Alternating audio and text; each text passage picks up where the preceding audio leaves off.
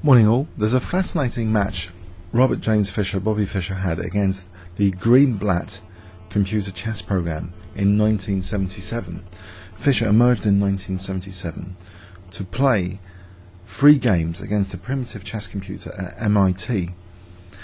Let's see, MacHack is a computer chess program which was written by Richard D. Greenblatt. That's my also Greenblatt chess computer. So it was developed at MIT. MacHack 6 was the first program to play in human tournament conditions, the first to be granted the chess rating, and the first to win against a person in tournament play. Its name comes from Project Mac, Multi-Level Access Computer, or Machine-Aided Cognition, a large sponsored research program located at MIT. Over time it became a hack in the sense of hackers, according to Wiki. Heroes of the Computer Revolution, a book by Stephen Levy in which Greenblatt appears.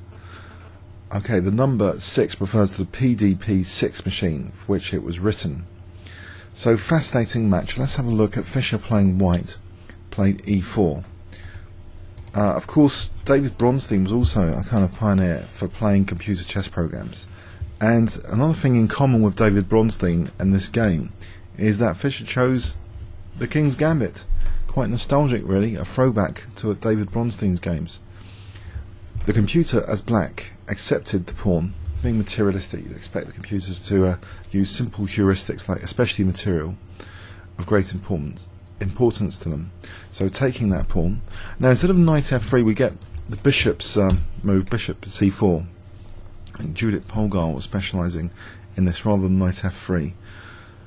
So bishop's gambit here. Now an early d5. Fischer takes on d5, knight f6. Now a really powerful move here is not retreating the bishop. I think it's exactly what Fischer played. Knight c3. If we actually do a reference check in this position, I think this is not wasting too much time and the move most in the spirit of the King's Gambit. So in this position, knight c3 is actually the most played move as well.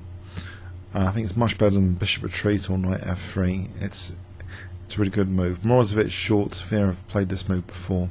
So knight c3, and the computer plays bishop b4, which I'm not sure is that helpful for black here.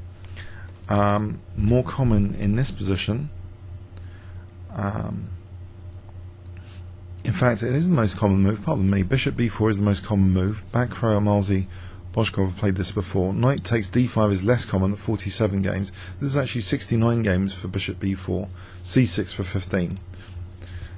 Okay, bishop b4, knight f3. Now both sides castle, and the computer takes on d5. Knight takes d5, bishop d6, holding on to that pawn. d4, threatening the pawn again. And here, a lot of damage is done to the computer's position with the next move. Typical kind of materialism, early materialism of early computer chess programs. The computer plays g5, successfully weakening f6, potentially fragmenting all the pawns here. If there's a piece sack, especially to get rid of this pawn, you'd end up with a lot of diced pawns. And immediately Fischer emphasizes that aspect of this pawn structure by actually playing knight takes g5. So pawn structure is a wreck now. Queen takes g5, and now e5, emphasizing the f6 square as well. So both of these aspects that I've just mentioned have been completely highlighted now. And in this position, it's already pretty tricky.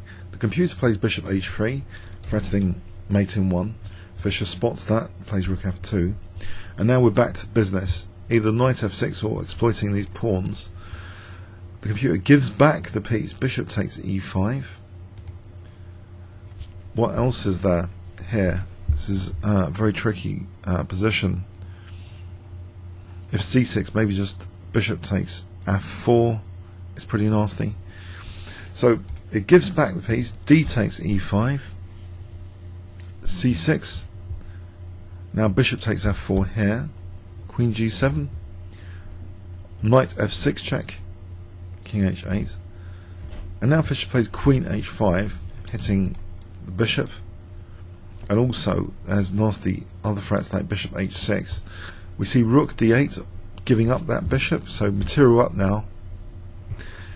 Fischer can't be too worried at this point. Knight a6, rook f3, threatening now rook g3, queen g6.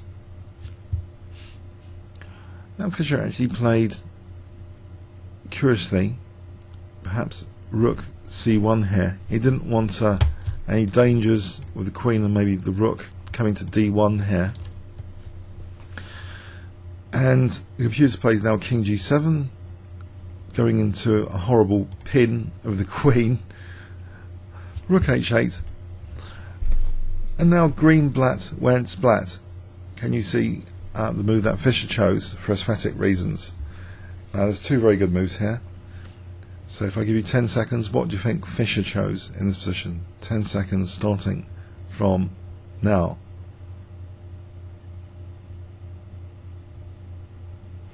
Okay, little mate in one test. Queen h6 mate is a little bit prettier perhaps than bishop h6 mate, but Fischer chose queen h6 mate, so Greenblatt went blatt.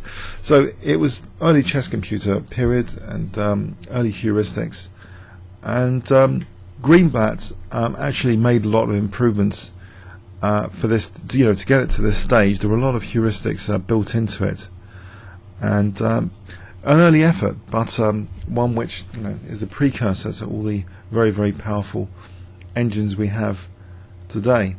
Comments or questions on YouTube? Thanks very much.